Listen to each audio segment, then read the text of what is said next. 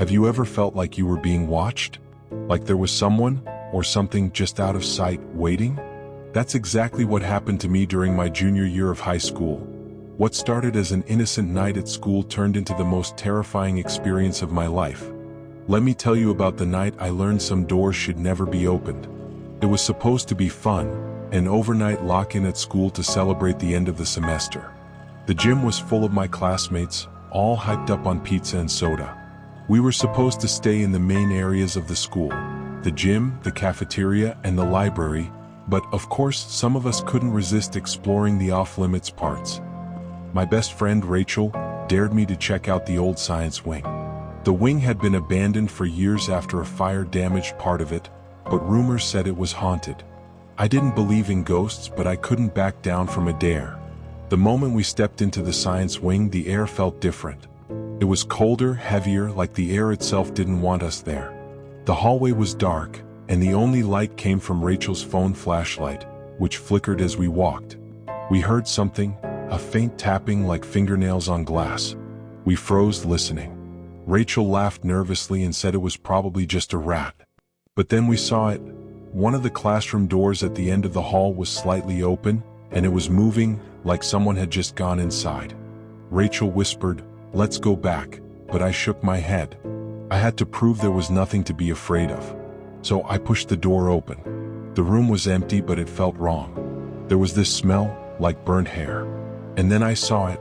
A single desk at the back of the room, completely clean, like someone had been sitting there recently. There was a notebook on the desk. I picked it up and opened it, and my blood ran cold.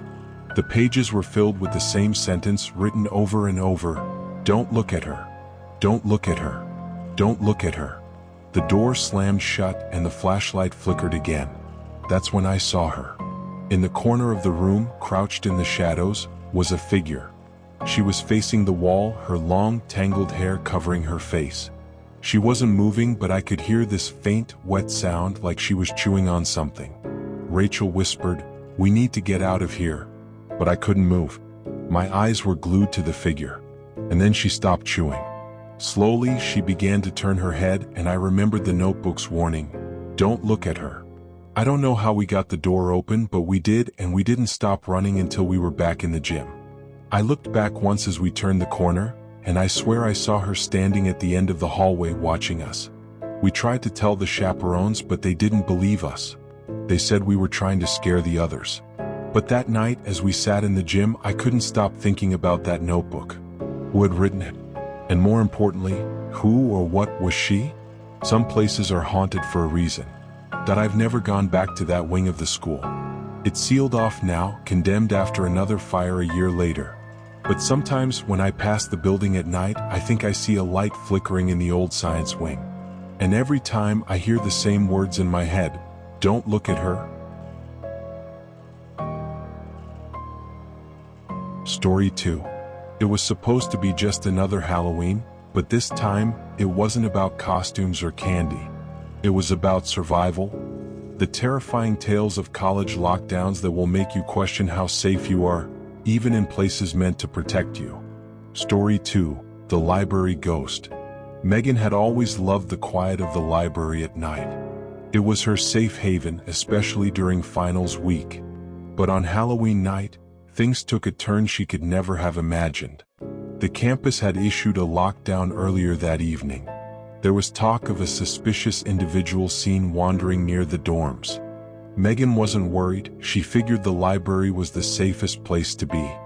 But then she started hearing it, faint whispers coming from deep within the stacks. Megan said, "Hello? Is someone there?" No one answered. She decided to ignore it, thinking it was just her imagination. But then the whispers turned into laughter, soft, childlike giggles that sent chills down her spine. Megan stood up, cautiously walking toward the source of the sound. She turns a corner and sees a shadow dart across the aisle. Her heart raced as she followed the shadow. It led her to the rare books section, a part of the library that was always locked. But tonight the door was ajar. Megan pushing the door open. Inside, an old book lies open on a table, its pages flipping by themselves. As she approached the table, the whispers stopped. She picked up the book and saw it was an old journal. The words on the page read, "Leave now or you'll never leave at all." A loud bang as the door slams shut behind her. Megan screams.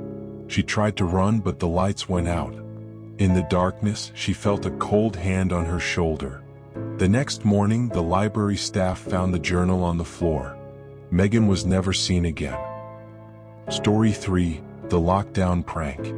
James and his friends loved Halloween.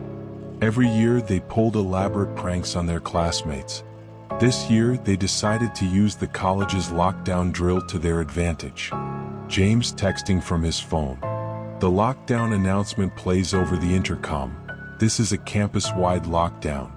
Please remain in your rooms." They planned to scare their friend, Sarah, who lived alone in one of the older dorms. As soon as the lockdown started, they snuck out and headed to her building. The group sneaking down a dark hallway, whispering and laughing.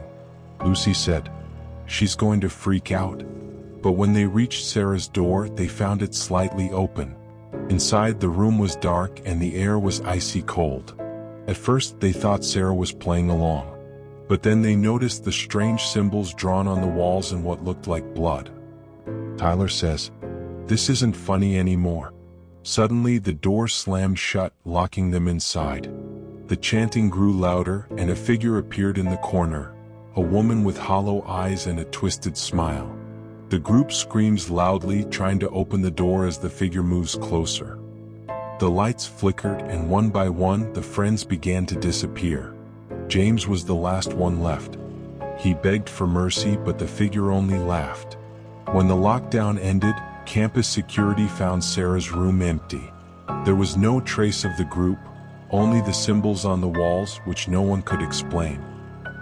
Story 4: The Abandoned Lab. A group of students exploring an old science building. A girl, Anna, leading the way.